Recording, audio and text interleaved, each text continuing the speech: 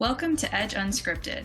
Listen along for candid conversations with the Edge marketing team on a variety of subjects in the world of PR and marketing and other topics that have our attention. Let's go off script. Since our agency's founding, our bread and butter has been public relations services. In fact, some of our listeners may not know that our predecessor agencies were called Legal Voice and Accounting Voice, companies focused on providing PR services, helping clients amplify their voices in the legal and accounting industries. The business has evolved to include an array of marketing services, as reflected by our name today, Edge Marketing. But to be clear, PR remains a critical piece of what we do for clients every day. Today, we are excited to be joined by our dear friend and global head of PR, Vicki LaBrosse, for a conversation about modern public relations as we all prepare for the biggest legal technology event of the year, Legal Week New York. Let's go off script. Hi, ladies.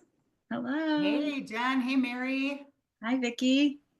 Thanks for inviting me today. I know we talk all the time. This is kind of fun. I know. We're so excited that you could join us. Absolutely. Absolutely. Awesome. Welcome to Edge Unscripted. Yeah, we're still newbies at this, right? This is only our third episode, I think. So third time's a charm. Through.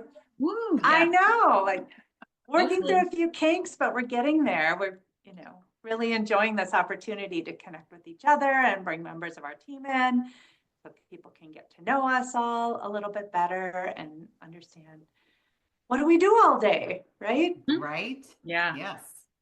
Work hard and play harder. Do work hard.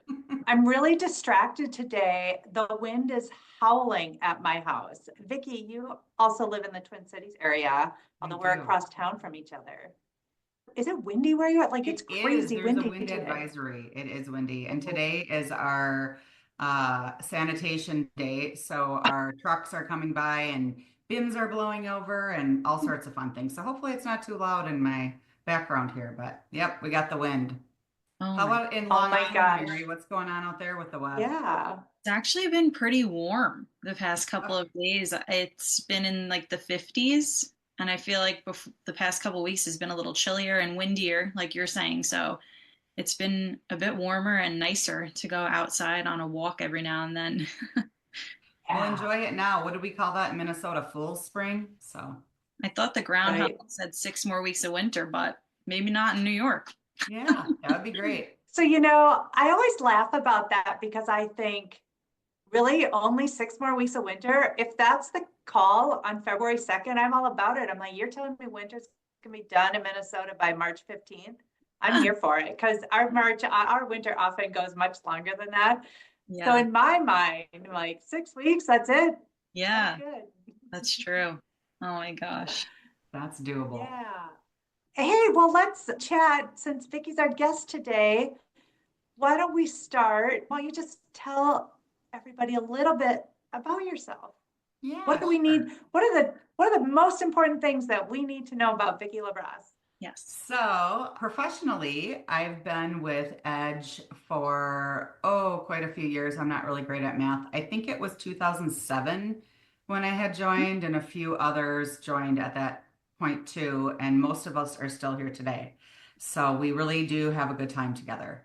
For Edge, you guys know that I work with you on a daily basis as the Director of Global Public Relations, which means I try really hard to connect our clients with the appropriate media opportunities and to get the word out there with your help, of course.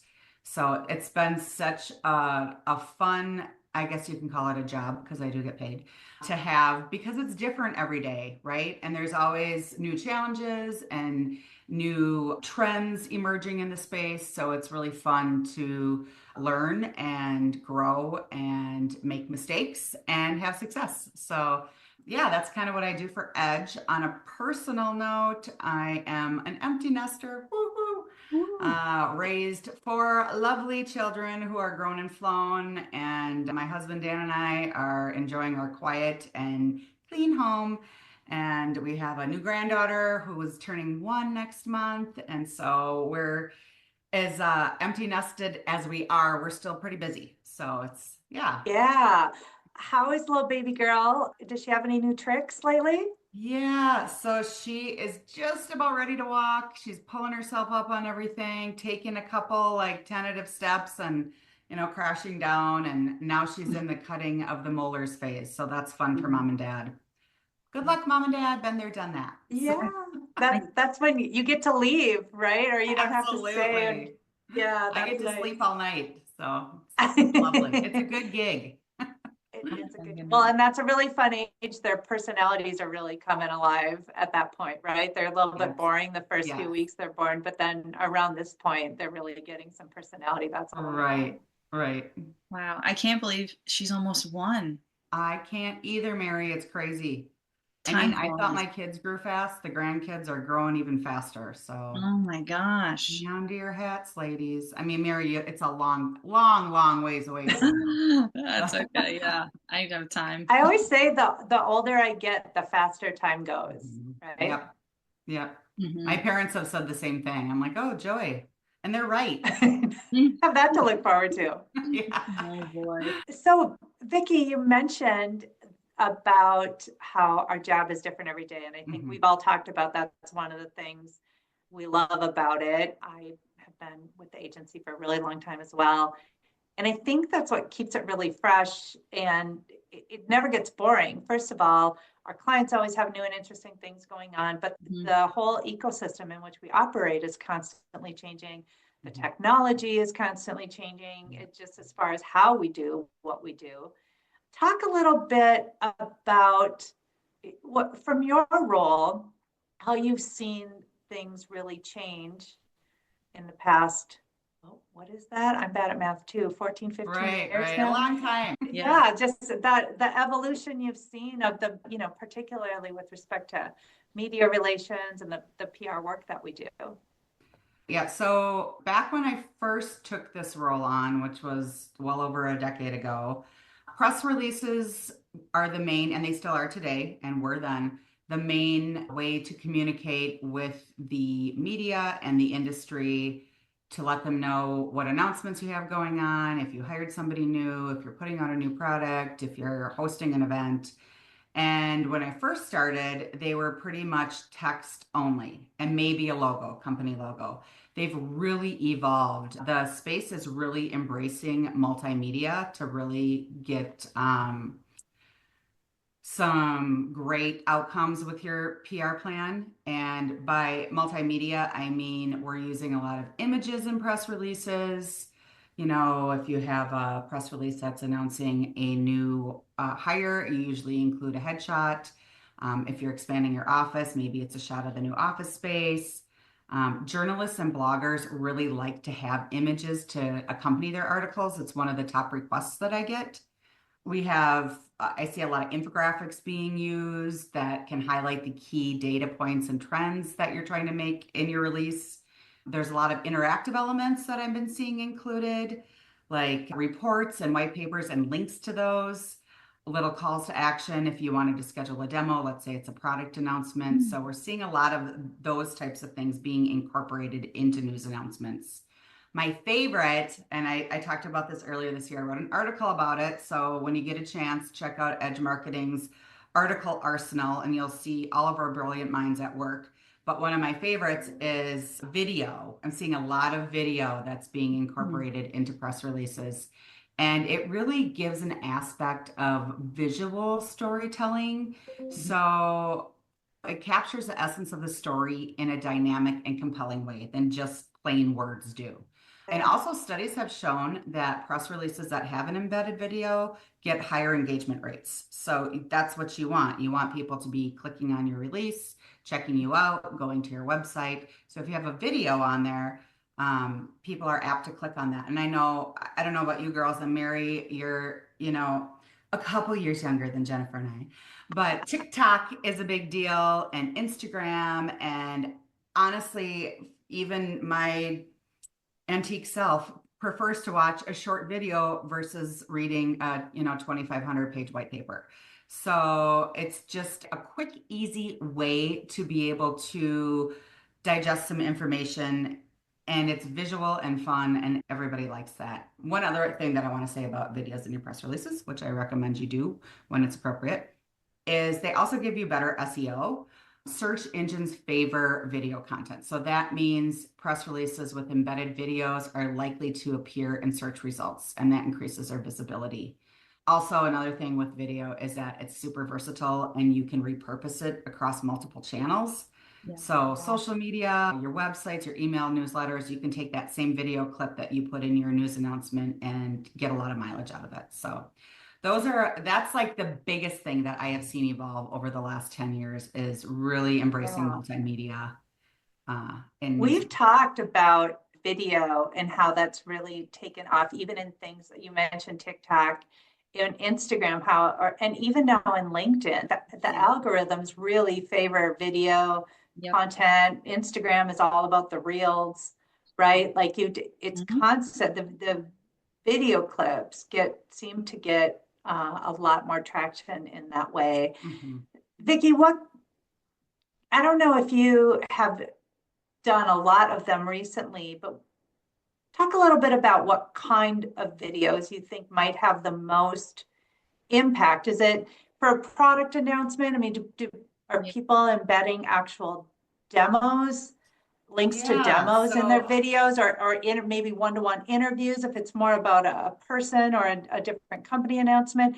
What's the kind of the substance of the content of some of those videos that you're seeing get yeah, that's a great make some question. And impact? it really does vary by announcement. But for Mhm. product announcements, I am seeing a lot of short demos. I mean, you don't want to click on a 30-minute demo, but a Mhm. short clip on a specific feature that's maybe being highlighted in your product. And then at the end of that clip, it'll be like schedule here for a full demo of the product. So it's kind of a double, twofer, I guess you would say. Mhm. So Yeah. seeing a lot of that, seeing if it's like a new hire, especially at the C-suite level, sometimes the new, COO or CEO or CIO or CTO or C whatever, will give a few words about how they're excited to join the company or what their vision is. It's just a minute long or so. Those are kind of fun to watch because you can put a face with a name and a voice with a face with a name. So seeing Yeah. a lot of that. Sometimes if it's an event and they've previously hosted, there'll be like some footage of where the event was last year. Maybe it's a party that the company hosted or some footage of the trade show floor. So yeah, it's Oh really a yeah. variety and they're all fun to watch. Yeah. I feel like that's a good tip because I do see some press releases with video and multimedia, but not enough. I feel like if that's what's trending, I You feel know, like it one it hasn't jumped on is. it. It is. And I feel like with our clients specifically, I mean, sometimes that's tough to pull together, but if we're strategic about it and we know that we have a product coming out in the next month, it's easy to pull together a quick little demo and record it and pop it into your press Mhm. release or doing something like this, but making it a 30-second video of your new CEO or Yeah. so. Yeah, I'm hoping with our coaching, at least on our agent in our agency, that we will see more and more of that and be using more and more of that. So Mhm. yeah. Yeah. Well, and I think we're seeing the tools that are available to all of us that are getting, they're easily accessible, they're affordable, they're user friendly. Even just we talk about we're such amateurs, right? We're doing this podcast. What do we think we're doing? But just finding a software platform to use to do editing and things like that, and finding that it's really intimidating when you get started, or it feels Mhm. like it is for people like us who aren't super ingrained in all of that. But then once you get into it, there really are some great tools to do exactly what you talked about, Vicki. Just coming up with short clips of Mhm. things, doing voiceover, doing what there's Right. a lot of different tools out there at our disposal that we didn't have Mhm. even 5 or 10 years ago, right? Right. Absolutely. Take Yep. advantage. I also think it's just everyone's so comfortable in what they know that it's just adapting to change and having to implement that and figure out how to do it. It takes a little bit of time to get used to. So it is good in the long run, but everyone just is afraid, I think, to change Yeah. sometimes. Yeah, especially in the business world when you're so comfortable in the routine you have of different things, especially press releases. They are typically standard for each company. So adding in that multimedia is just a change that some people have not taken the leap yet. But right, right. But they should, because I think the more ways you can get your word out, the more different ways that you can get your word out, the better it's going to position you. mhm. So you might get Right. somebody from the older generation who prefers to read word by word in your press release. And then you might get somebody who doesn't have a ton of time and they just want to click on the video. You can give them the same information in a different way. So I Exactly. think Yeah, keeping that in mind I is, love that. yeah, That's great. And we talk about that with our clients all the time with different communications or types of content to repurpose what you do and offer. You really have to have a menu of different ways that you're offering what you want to put in front of people. And I think the benefit of our situation, having you, Vicki, in the role that you're in, is got these really great relationships with a lot of folks in our space and in the different segments where we work, accounting or legal in particular, where if you if we send them a video clip on behalf of a client or pair that with a press release, here's an intro, maybe we can get them to watch a 20 or 30-second clip that's a short summary of what they're going to read, whether it's a white paper or even just a lengthier press release, because we've got a lot to say about a product announcement. You can quickly give them a short digest of what it's going to be that helps people make a faster decision. But right, whether or not I want to read this right. 1,000-word thing that you've just sent me, like you said, the versatility of it, but just the being able to meet people where they are and give them information, how they best want to absorb it. That's Hmm. Yeah, a nice absolutely. way to go. Yeah. Well, let's talk a little bit about media relationships. You've been Yeah. working, like we've talked about, you've been cultivating a lot of really strong relationships on behalf of our agency, on behalf of Mhm. our clients. Like I said, specifically in the professional services segments that we serve for a number of years. Talk a little bit about the importance of that, but then also how that's beneficial, how we use that to our advantage with any number of different ways that we need to connect with them for our clients on a day-to-day basis. Right, right. So, yes, as a PR director, a bulk of my job is media relations, and it's also my favorite part. It's my sweet spot. Hmm. So, it truly is an art, I think. And I think developing strong media relationships is something that takes time. We always tell our clients who are asking about ROI with PR, which is always hard to measure, that PR is a long game. And so is media relations. And as you can see in the word relations, it's a relationship. Relationships take time to build. So one thing that I always tell people is if you're new at this or, it's a new role for you and you're trying to get started in the space, is to not go in with a pitch right away. I don't come up to you and say, "Hey, Jennifer, do you want to be my best friend?" No, I want to know who you are, what you're all about. Are we a fit? What makes you tick?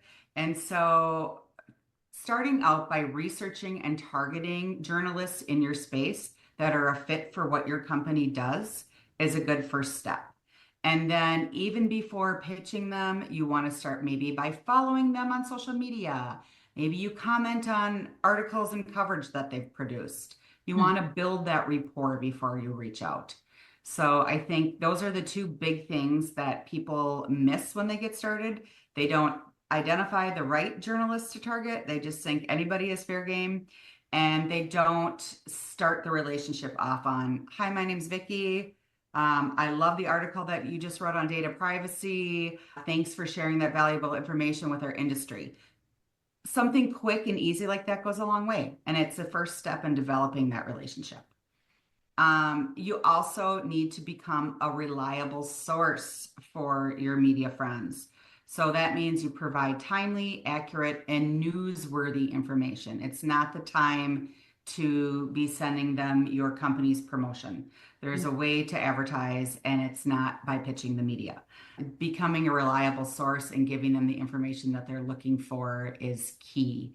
Mhm. Um, so once you kind of established the relationship and you've warmed them up and you know what they're about and you know what their beat is, then the next thing is to really craft a compelling narrative. So something that is a personalized pitch tailored to what it is that they cover, tailored to their audience.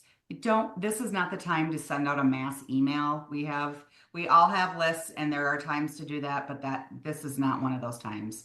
And I will say with your pitching, keep it short, keep it concise, be clear. This is if, let's say, you're pitching one of your thought leaders at your company for a bylined article.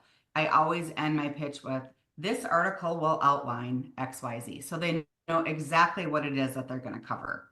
Mhm. If you're pitching something that is more, let's say, an expert in your company or an idea that you would like them to write about and cover, again, using a strong hook, highlight what would make that unique. Why is it relevant for them? Why would they want to cover it? Maybe it's a follow-up to a story they did and a similar topic, and this could be a part two. Or maybe you have a source that could comment on what they wrote about. Just making it clear, concise, using a strong hook, and being a valuable resource to them.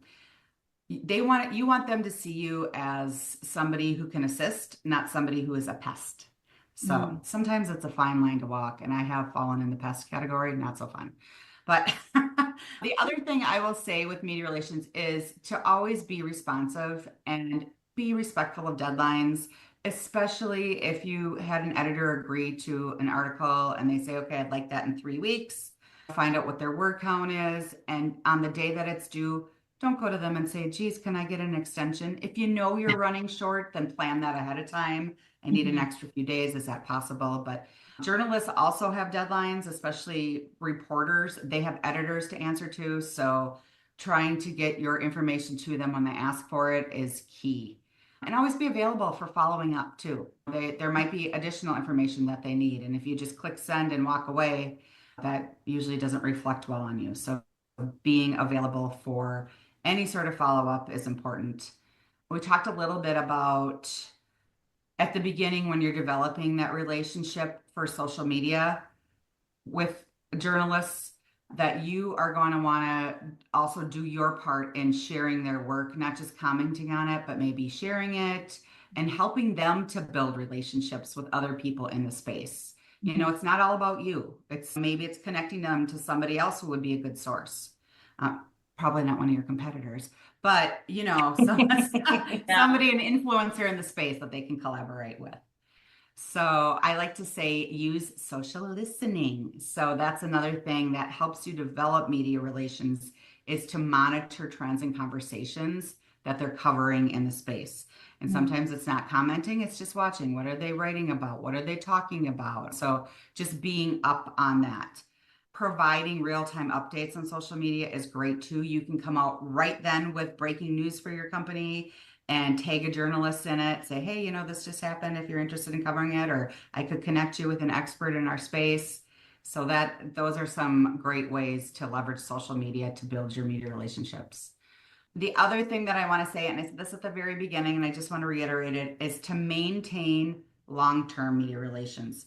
So within our space, specifically technology, legal, and accounting, it's very rare for a reporter or an editor to go to culinarycuisine.com after working at the National Law Journal. So if they leave their outlet or publication, it's usually within the space. And if you become their buddy, they're going to take you with. They're going to contact you for a story that they're working on. Hey, do you have any sources? I'm working on this. I'm over at this outlet now. So those relationships are valuable and they're long term. So just make sure that you do your part in being able to extend those relationships by thanking your journalists for their coverage and support and connecting them, like I said before, with people in the industry that would help them and just sharing their insights and updates beyond just pitching stories. So those are some ways that you can really maintain long-term relationships. Those are some really good tips. Vicki, you shared a lot of good suggestions for people. And I feel like it all really kind of boils down to what you were talking about with the relationships and understanding that it's not just all about you and what you want from them, right? You have to position yourself or your company as somebody who can be valuable to them. Not just It's not just about what can they do for you. Right. Help them understand over time how you can be valuable to them. And that doesn't always mean there's something in it for you, Right. right? When you're trying to be helpful to them, but it Yeah. really helps to cultivate what you want to be a long-term relationship. So there's opportunities on both sides to be valuable to one another. You and I have talked about over the years relevancy, Yes. being respectful of their time and really taking the time to understand this is their audience. These are the subjects they cover. This is what they want to do, so that you're not wasting their time with a pitch that's completely irrelevant to their audience, or wasting their Absolutely. time with a topic they just covered last month, right? So it requires a lot to stay on top of all of that. And even though in some ways the media ecosystem in both these spaces has dwindled a little bit over the years, obviously that's, I think, a natural thing that with all the technology that we've seen, all the digital publications and with social media and other things, I think it makes it more important than ever Mm-hmm. to maintain those relationships and stay informed and on top of what they're doing, what they're writing, what they're sharing with their audience, how their audience is changing. And again, to be respectful of their time and keeping things relevant. Absolutely. Yep. That is key. Yep. Yeah. And you know what? It's your own time too. You don't want to waste your own time reaching out to somebody who's not a fit for you. So it's in your best interest to do a little bit of homework first. Mhm. So yeah, I agree. We have a big event coming up in the legal industry that we support, which we look forward to in-person events because we're all remote. We don't get to spend a lot of time together in person.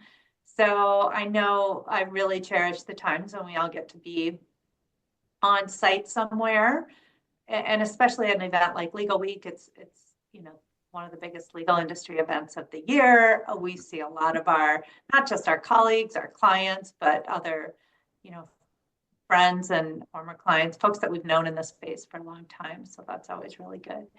We use that opportunity to spend some time with our friends in the media. And Vicki is the primary facilitator of all of that activity for us. So you've got a few busy weeks coming up here, don't you? I do. It's go time.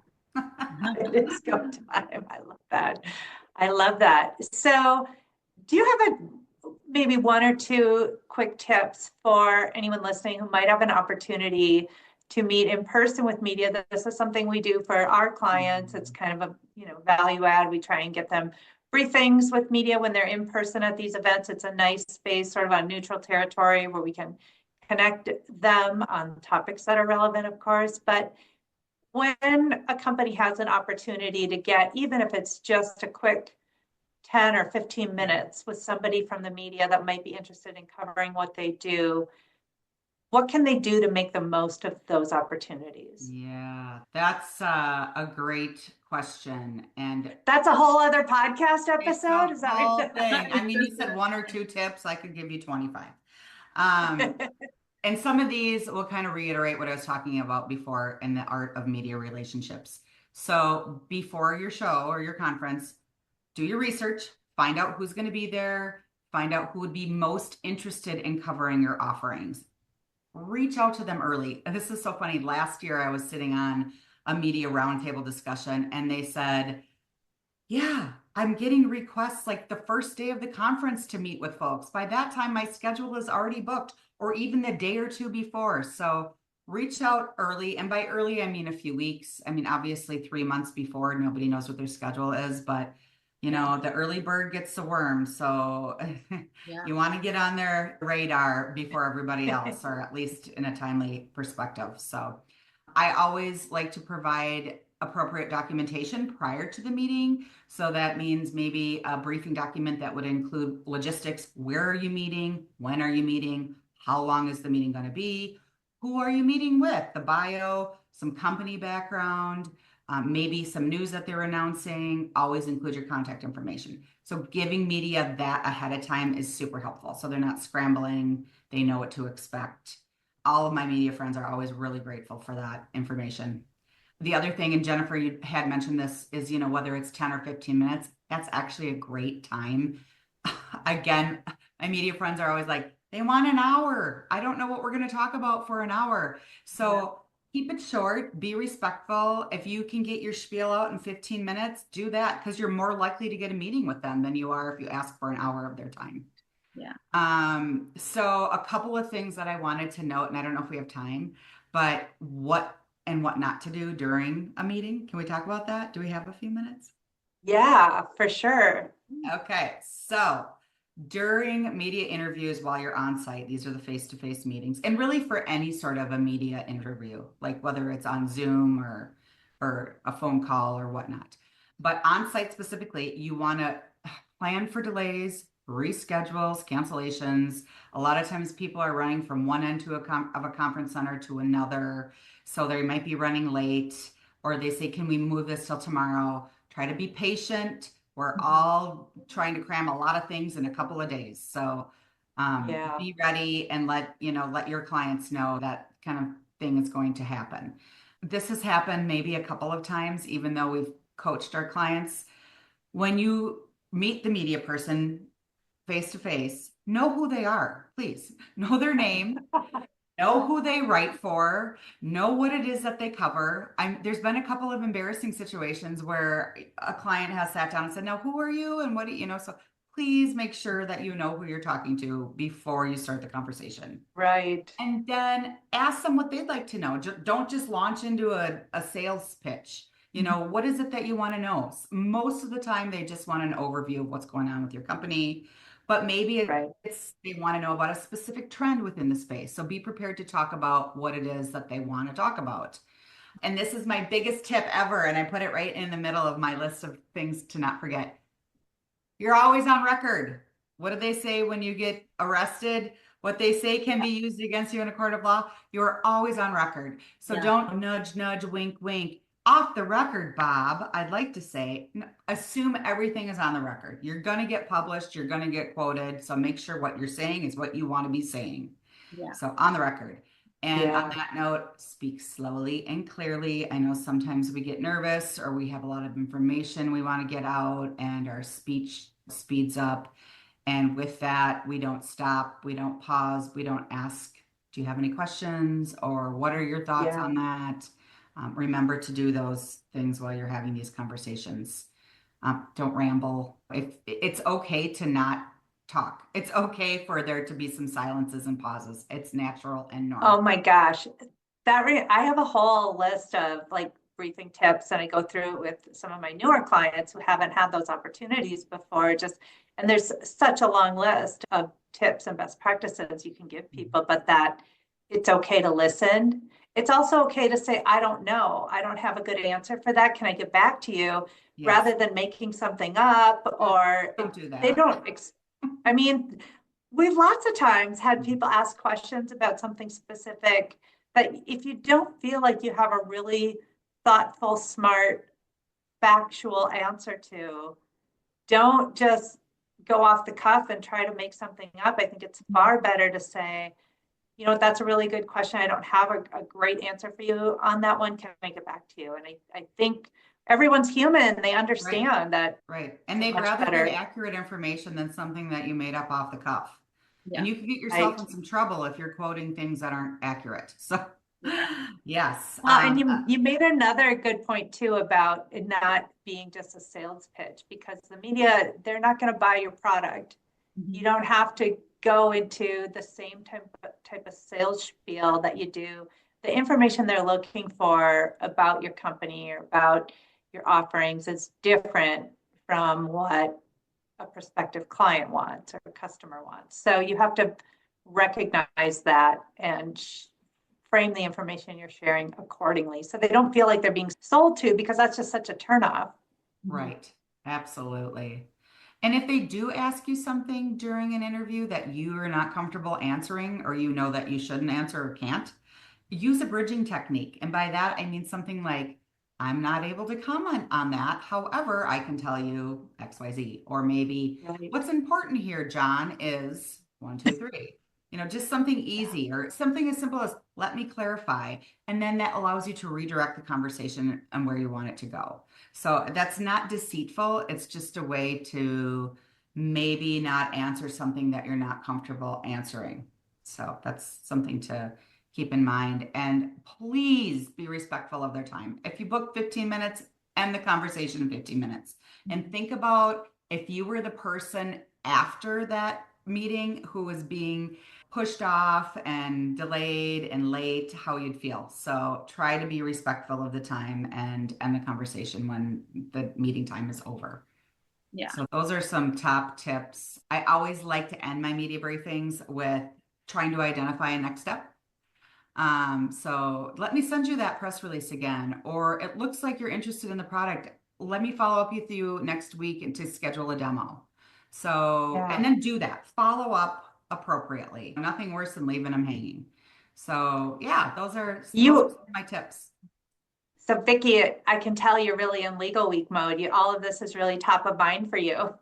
It is. Yes. Yes. I've been doing some outreach to my friends in the media and working with you and Mary and the rest of the team to get ready for these meetings specifically. Legal Week is such a fun show. It's dynamic, it's interesting, it's fast paced. It's also a lot of work. And leading up to it is probably the most work, but laying that groundwork and that foundation to have a successful event is worth it. And it's really fun to get there and to see all these meetings take place and to, not everything is going to be flawless, but, most of what you've worked for is being executed in a way that is successful for you, for the media, and for our clients. So yeah, I'm excited. I'm excited for it. Good. Well, I'm excited to see you in person, both of you. This has been such a good conversation. Covered a lot of ground in the world of PR, media relations, and our world, the world that you work in, which has been really fun. Mary, did you have any other questions or anything for Vicki today? I don't think so. Thank you for joining us, Vicki. This is such a great episode, I think, especially with all the events and conferences that are to come in 2025. It will be a very educational episode for our listeners and viewers. So thank you for joining us and taking some time out of your day to join us. Absolutely. I always love chatting with you girls, and it's I can't wait to see both of you in New York in a few weeks. I know. I know it'll be great, and we'll definitely have you back for another podcast episode in the future. I've got a lot to say, as you can tell. Yeah. Oh boy. I love it. For now, that's a wrap on this episode of Edge Unscripted. We appreciate you joining us and hope you enjoyed the conversation. Connect with us by leaving a comment and don't forget to subscribe. See you next time.